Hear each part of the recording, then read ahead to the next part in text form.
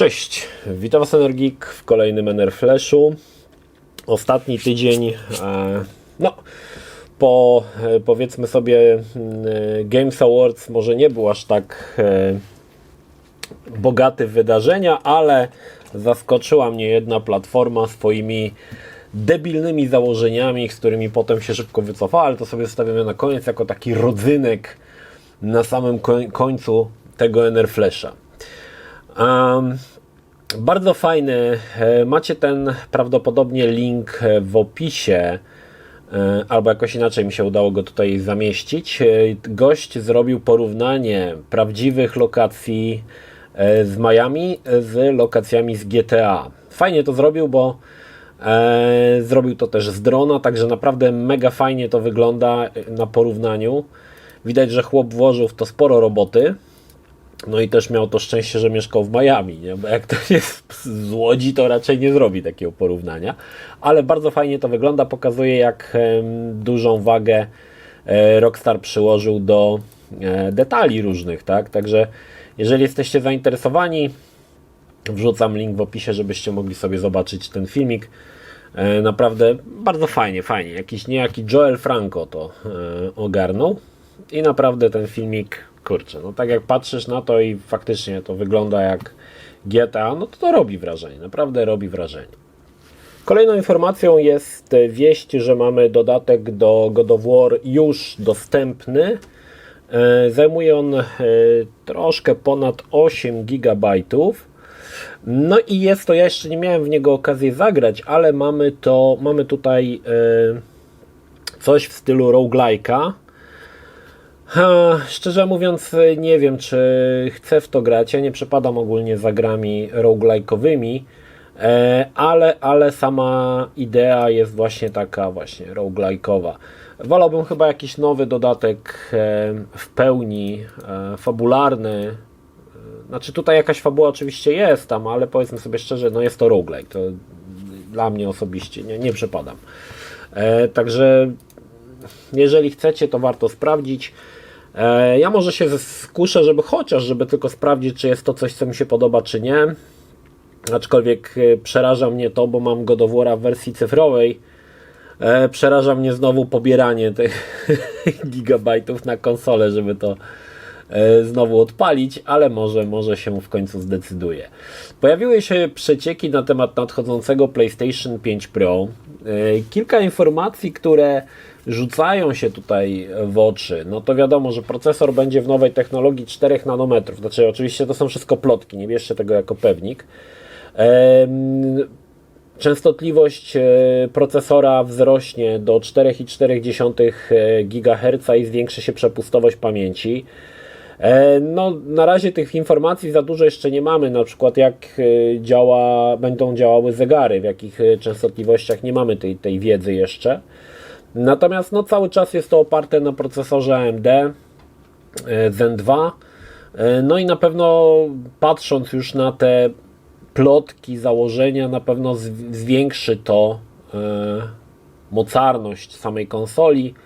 Natomiast ciekawy jestem, jak to właśnie jeszcze będzie z GPU, bo jestem ciekawy, jak wypadnie zużycie, pobór prądu, ponieważ poprzednia konsola, czyli ta, która jest aktualnie, jest zrobiona w 7-6 nanometrów, w zależności od wersji. Natomiast no tutaj 4 nanometry powinna się pobór prądu być zmniejszony, aczkolwiek no zależy też jeszcze, jak z jaką częstotliwością będą pracowały zegary GPU. Na pewno będą one podkręcone względem tego, co jest w tradycyjnej konsoli, no wiadomo, bo chcą zwiększyć moc. No i oczywiście podobno ma główny nacisk być położony na ray tracing.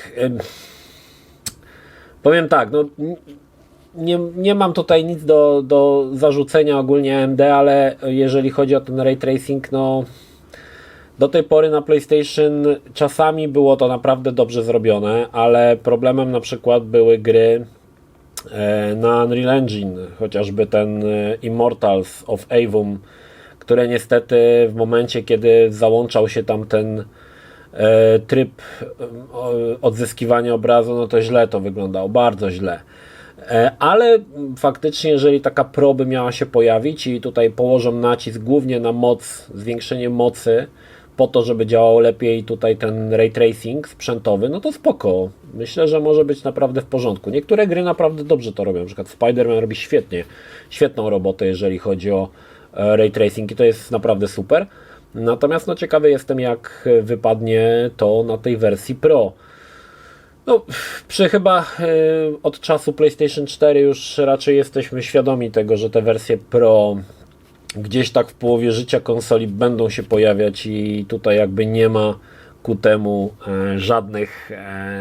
żadnego zaskoczenia. No, według plotek listopad 2024 roku ma się pojawić PlayStation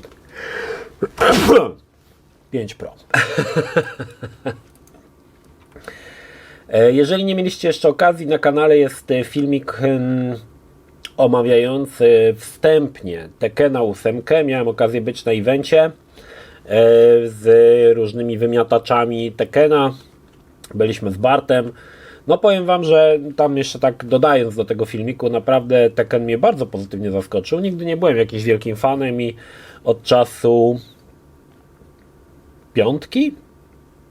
piątki chyba na PlayStation 2 kolejne Tekkeny jakoś mnie omijały, czyli 6 i 7. 7 tak naprawdę przed pojechaniem na event ukończyłem sobie fabułę i naprawdę Tekken 8 względem tego, co było w 7, w mojej opinii, no po pierwsze wygląda lepiej i sama walka jest, wydaje mi się, jakaś taka bardziej na pewno widowiskowa, ale też jakoś tak lepiej mi się w to grało. Nie wiem, z czego to wynika. Po prostu lepiej mi się w to grało i tyle mogę powiedzieć.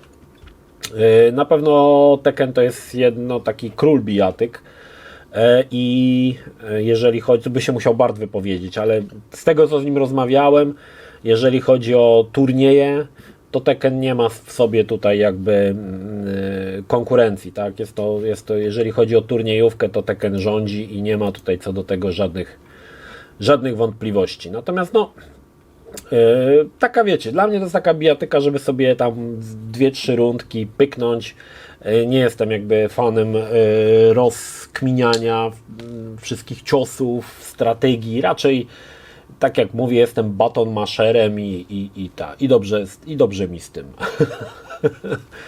W Tekkena 3 grałem na Edim Bananie, który w ogóle robił różne dziwne rzeczy, jak się naciskało klawisze i wyglądało, że gra się pro, a mogłeś naciskać cokolwiek, on tam kładł się na rękach, tańczył, śpiewał, tańczył, recytował, także niemniej warto tutaj Tekkena mieć na uwadze, bo zapowiada się naprawdę srogi temat.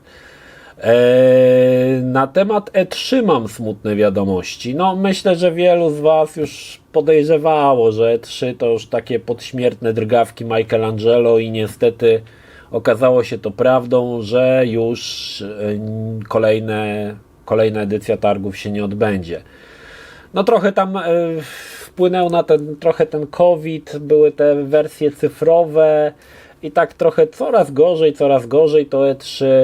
No i w końcu już te targi podupadły. Myślę, że problemem właśnie jest to, że wszystko jest dostępne na internecie, nie musisz być tam osobiście. Wszystko możesz sobie zobaczyć na YouTubie i tak dalej. Natomiast no, warto wspomnieć, że od 95 roku E3 się odbywały, także no, naprawdę kawał czasu. No i było kilka takich fajnych tam momentów na E3. Może jakiś film zrobię właśnie, najfajniejsze momenty z E3, bo było kilka naprawdę ciekawych takich historii, które warto pamiętać. Natomiast no cóż, no dobrą wiadomością jest to, że nadal mamy targi blisko nas, czyli Gamescom w Kolonii. Nie jest to problem, żeby się wybrać, czy to samolotem, czy samochodem. I tamte targi nadal są duże, ogromne targi i nadal można dużo rzeczy. Zresztą tak było zawsze, że to, co pokazywali na E3, to na Gamescomie mogłeś w to zagrać. Także był jakiś taki pozytywny ten aspekt gamescomowy. Nie wiem, czy w tym roku się wybiorę na Gamescom. Roger mówił, że mogę z nimi jechać, zobaczymy. No natomiast targi, no cóż, no szkoda, no to było, znaczy te targi też one się z czasem zmieniały, tak, to też ich jakby koncepcja cała się zmieniała w poszczególnych latach. Taki największa pompa to była końcówka lat 90. i początek XXI wieku, wtedy faktycznie te targi żyły. i się czytało te wszystkie recenzje, czy tam historie z targów z wypiekami na twarzy w czasopismach. No a potem już tak jakby troszkę obumarło to, nie? No i to niestety wiadomo było, że w którymś momencie to wyzionie ducha, no i ten moment właśnie nastał. Kolejne smutne wiadomości od Embracera. Zamknięto, właściwie może nie zamknięto, ale zwolniono ludzi. Tym razem z 3D Realms oraz ze studia Sleepgate Ironworks. Ci ostatni odpowiadali za fatalny remaster Kingpina Life of Crime, które po prostu od razu jak patrzyłem na zapowiedzi wiedziałem, że to nie będzie dobre, bo to nie mogło być dobre. Ale wiecie co, mam takie przemyślenia na temat tego całego Embracera, bo oni nakupowali tych, wydaje mi się, że wyszli, to nie Chińczycy, Embracer to Szwedzi. Wyszli z takiego założenia, że kupimy mnóstwo tych i oni niech robią gry, nieważne, szybko niech wydają same hity, albo wiecie, jakieś tam porty znanych hitów i niech zarabiają pieniądze. No niestety czasy się zmieniły i tak jak mówiłem w kilku poprzednich NR Flashach, no każda gra wymaga czasu i wymaga sporego nakładu pieniędzy, żeby to się udało, a takie po prostu wydawanie na hura i Coco Jumbo, no to niestety się na tym kończy. I powiem wam, że myślę, że nagle sobie zdali sprawę, że to tak nie do końca działa, nie? Że jednak potrzeba na to więcej czasu, więcej pieniędzy, żeby móc osiągnąć sukces, a wydaje mi się, że tutaj ten Embracer był troszkę nastawiony na szybki sukces i szybkie zarabianie pieniędzy, czyli na wydawanie niskim kosztem znanych marek, kolejnych sequeli, które wychodzili z założenia, że będą się sprzedawać i nagle to nie pykło, tak? To się nie udało. I nagle, wiecie, okazało się, że te studia tracą pieniądze, a te gry, które wychodzą, są na tyle kiepskie, że one na siebie nie zarabiają, więc winni musieli zostać zwolnieni, w tym wypadku ludzie, chociaż w mojej opinii to deweloperzy nie byli winni, bo jeżeli tak jest, jak mówiłem, no to sama załoga tego Embracera była winna. No nie wiem, jak to tam się dzieje w środku. Pewnie kiedyś się dowiemy, jak to tam wygląda od wewnętrznej strony Embracera i dlaczego tak się dzieje. No i wiadomo też, to jest pewne, że Embracer w przyszłym roku również będzie zwalniał kolejnych pracowników. No i powiedzmy sobie szczerze, no to jest właśnie te pokłosie tego, że za dużo, za szybko, nie można ciągnąć kilka srok za ogon, bo to nic z tego nie będzie. I to niestety pokazuje idealnie, że wydawanie dużo średniej albo kiepskiej jakości gier nie spowoduje, że te gry na siebie zarobią i na te studia, nie? Lepiej wydać rzadziej, jeden tytuł dobry, ale niech on się sprzeda w dużej ilości kopii. Także no, zobaczymy, co tam dalej z Embracerem. No i ostatni temat sobie zostawiłem tutaj na taką wisienkę na torcie, na deser. 14, to jest właśnie ważne, że te daty są. 14 grudnia Twitch zezwolił na artystyczne przedstawienie nagości na swoich streamach. I powiem wam, bez kitu, nie? Pierwsze co pomyślałem, Stable Diffusion i modele od pornosów i będzie, no co to jest artystyczna nagość? Czy ktoś mógł w ogóle to określić? Skoro Twitch nawet nie wiedział, co to jest, więc skoro nie wiadomo, to nikt nie będzie pytał. I tak też się stało. Wszystkie te baseniary zaczęły, wiecie, nie wiem, znaczy nie wiem, bo nie oglądałem, ale tak zakładam, że nagle się pokazały cycki, nagle ktoś tam wpadł na pomysł, że tego Stable Diffusion zatrudnimy, zaprzęgnijmy do pracy, do generowania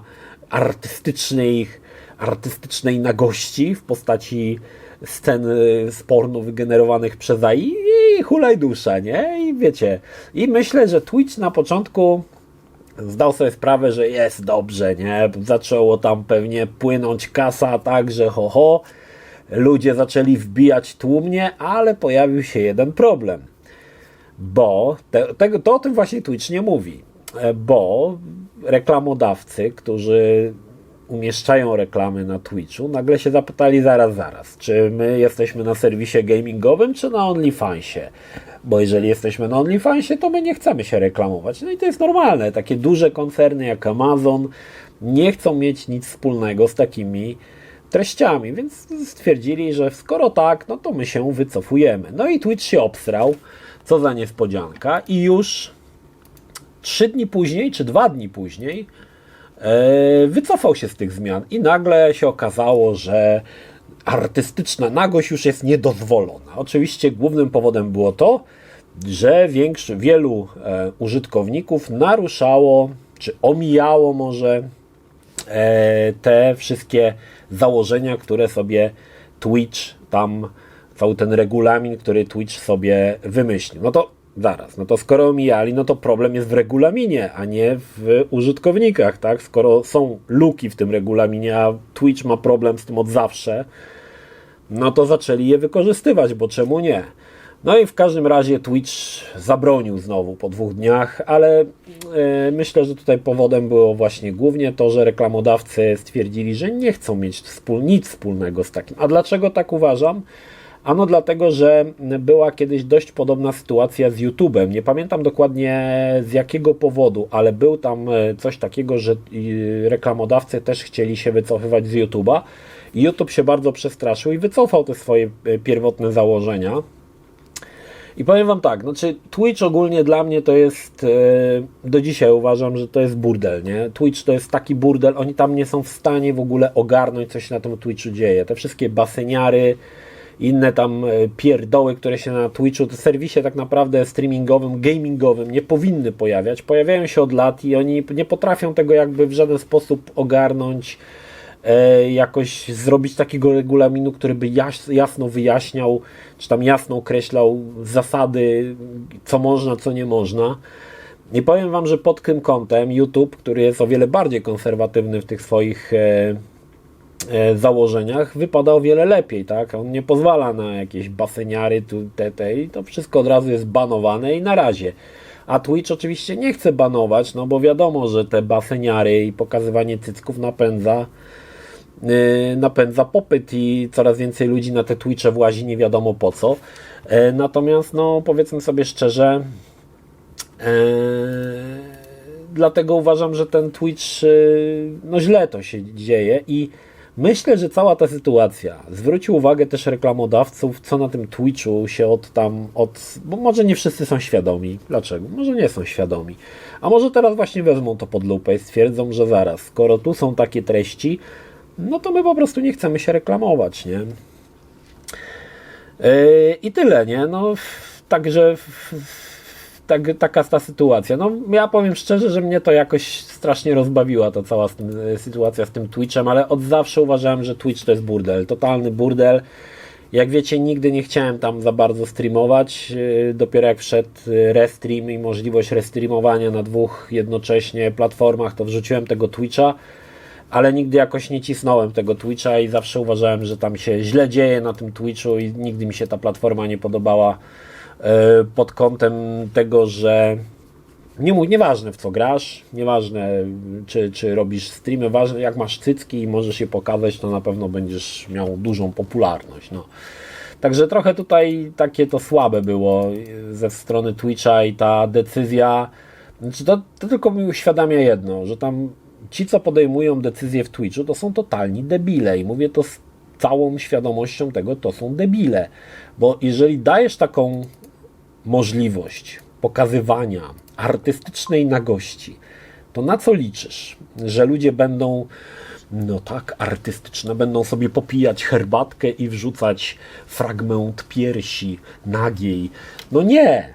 Ludzie to po prostu, i to sobie powiedzmy, jeżeli chodzi, to jest hałastra, która po prostu nagle, wiecie, to jest trochę tak, dajmy wszystkim po fifce i 10 gramach haszyszu i stwierdźmy, że na pewno nie będą tego palić. Będą sobie tylko po prostu to nosić przy sobie. No to jest taka sama idea, tak?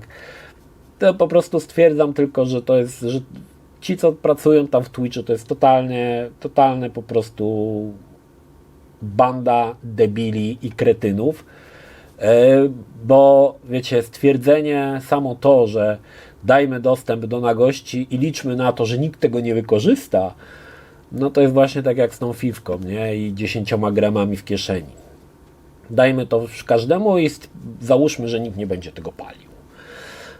Także tak, pod kątem jakby zaufania, w mojej opinii Twitch aktualnie szoruje po dnie, dla mnie osobiście. Ciekawy jestem, jak to widzą reklamodawcy. Natomiast można by było tego Twitcha naprawić, wprowadzając surowe i bardziej konserwatywne zasady, takie jak ma YouTube. Są platformy, które oferują tego typu treści, tam te OnlyFansy i inne rzeczy i tam by mogły te wszystkie baseniary się przenieść, a Twitch niech pozostanie platformą faktycznie do streamowania, teraz to już nawet nie gier, bo teraz to już tam różnych innych rzeczy, ale początkowo był do streamowania gier i na tym powinno się tam to opierać, no ale tak jak mówię, no ich burdel, ich małpy, ich cyrk, niech się bawią. No, w każdym razie zobaczymy, co będzie dalej. Będę to obserwował, bo jestem mega ciekawy. Dobra, to tyle, jeżeli chodzi o newsy. Co nowego u mnie? U mnie jest kilka rzeczy fajnych nowych, aczkolwiek będziecie musieli jeszcze na te rzeczy poczekać. Mam kartę nową do Amigi CD32 TF360 na procesorze Motorola V6. To jest ważne, to się dowiecie. Będę robił recenzję tych kart. Miałem zrobić tak naprawdę recenzję TF-a 330 wcześniej, ale jakoś przyznam szczerze, się rozmyło, a teraz mam i 330 i 360, więc będę mógł zrobić taką jakby recenzję. To jest turbo niszowa rzecz, podejrzewam, że 2 osoby to obejrzą, resztę nie będzie to zupełnie interesowało, ale ogólnie temat wydaje mi się dość interesujący i będę chciał go na pewno pocisnąć. Czy coś jeszcze nowego? U mnie? No nie, u mnie nowego nic. Nadal czytam jeszcze książkę Mortal Kombat, jeszcze troszkę mi zejdzie, jeszcze na recenzję będziecie musieli chwilę poczekać, ale to przede wszystkim dlatego, że